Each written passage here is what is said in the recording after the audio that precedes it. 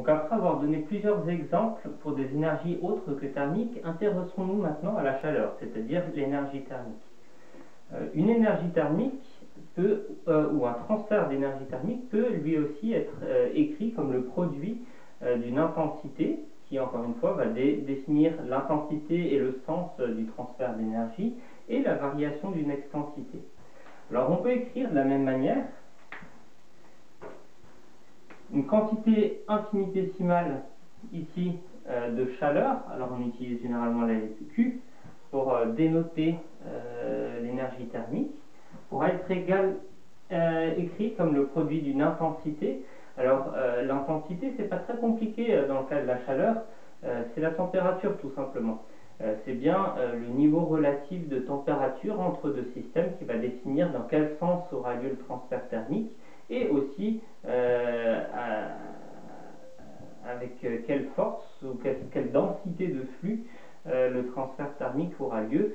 Plus la différence de température est élevée, plus le transfert thermique sera rapide.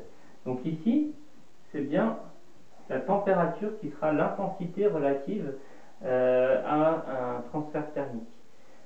Et maintenant, quelle est l'extensité? Quelle est la grandeur extensive qui est échangée dans le cadre d'un échange d'énergie thermique?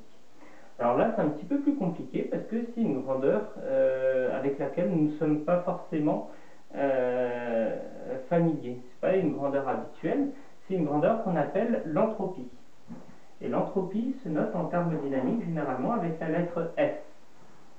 Alors l'entropie F a plusieurs caractéristiques. Donc la première caractéristique qu'on vient de noter, c'est l'extensité relative à la chaleur, c'est-à-dire à l'énergie thermique. D'autre part, et comme on le détaillera un petit peu plus ensuite, l'entropie, c'est une fonction d'état qui définit l'état d'un système. Donc, ça correspond aussi à une grandeur qui est stockée à l'intérieur du système, de la même manière que pour un système électrique, la charge correspond à une fonction d'état qui définit l'état d'un système électrique. Donc c'est une fonction d'état du système. Et enfin, on peut noter son unité.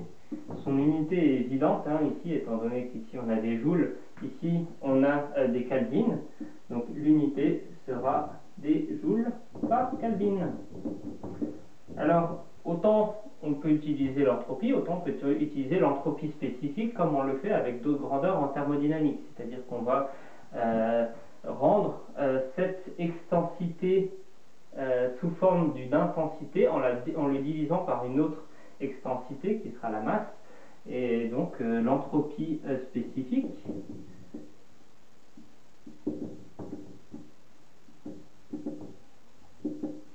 sera noté dans le cadre de notre cours avec un petit s. Alors attention, avec mon écriture, le grand S et le petit s s'écrivent pareil, mis à part que la taille est différente. Et dans ce cas-là, l'unité de l'entropie spécifique sera les joules par kilogramme et par kelvin. Et donc on peut écrire cette même expression sous la forme de grandeur spécifique. Dans ce cas-là, un échange de chaleur spécifique pourra être écrit comme le produit de la température fois la variation de l'entropie spécifique.